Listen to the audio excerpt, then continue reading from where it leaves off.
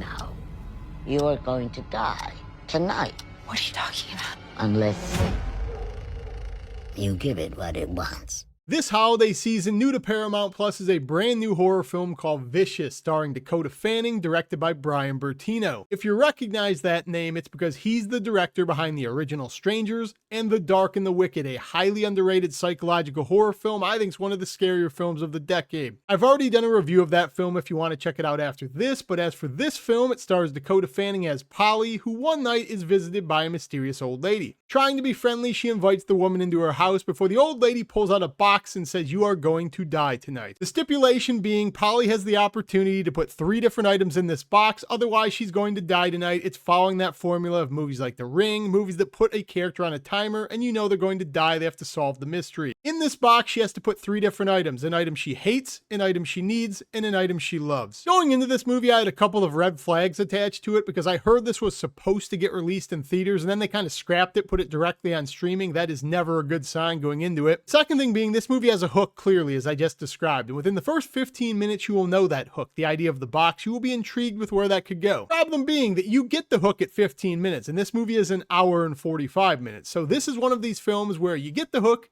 you're interested, but then you start to wonder, how could we go from here for an entire movie, another hour and a half? I'm a pretty big fan of Dakota Fanning. It's a shame she never picks projects I think are really up for her talent. She did The Watchers. I despise that film. She's starting to make a modern comeback. I think she's probably the best part of this film because the entire movie is on her shoulders. It really does take place inside a single house and the entire performance is on her because she's really the only lead we have. And then again, the director of this is Brian Bertino and his style is all over this. I didn't know this was by him until I looked it up before this review, but after looking it up, I could totally see in hindsight that this was him. It has his signature lighting style all over this, the way he builds suspense and the way he makes this house very creepy. The movie does capture an ambience I do enjoy. I like the lighting of this film. It's a beautifully made movie. I think the sound design's good as well. This is one of those times I think the execution of whatever they were going for doesn't really, translate from page to the screen, but I think I understand what they were trying to do because there are elements between the performance of the lead Dakota Fanning and his technical work as a director that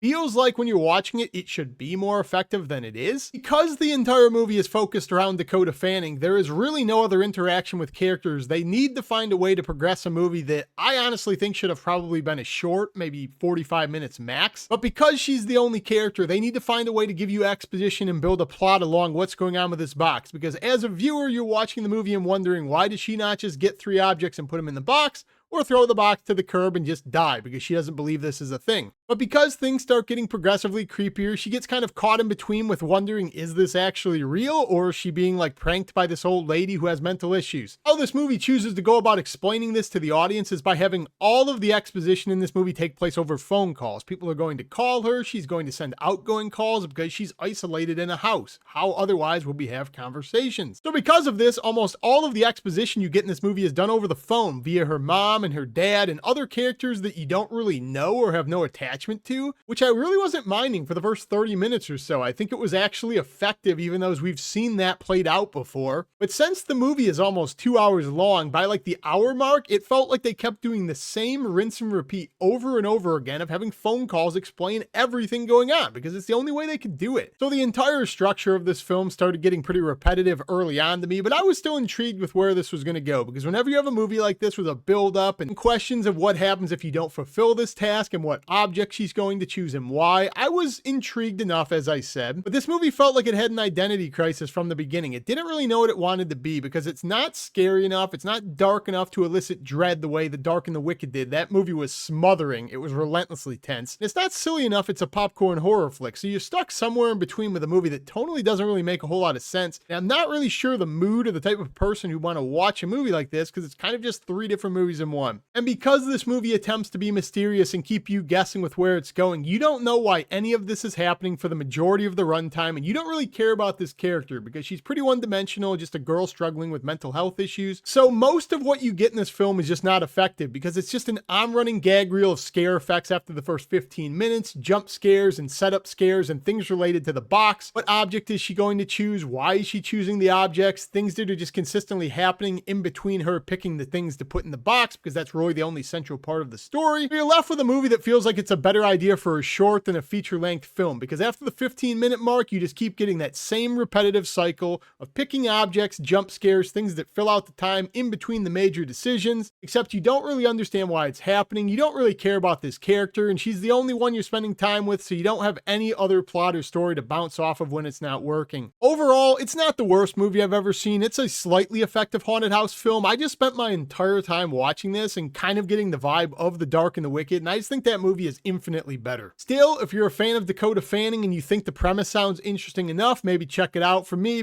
I feel like it's perfectly located on streaming. Let me know what you think the most effective movie is that follows that formula of you have X amount of time before you're going to die or else. Like, comment, subscribe, join the channel down below. I got a ton of videos coming out this Halloween. I'm going to put some links up to them up here. I will see you in the next review. Peace.